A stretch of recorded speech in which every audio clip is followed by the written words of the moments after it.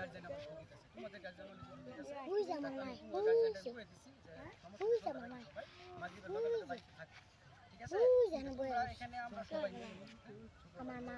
একটু ম্যাচিং করে খেলা আমি গার্জিয়ান থাকবে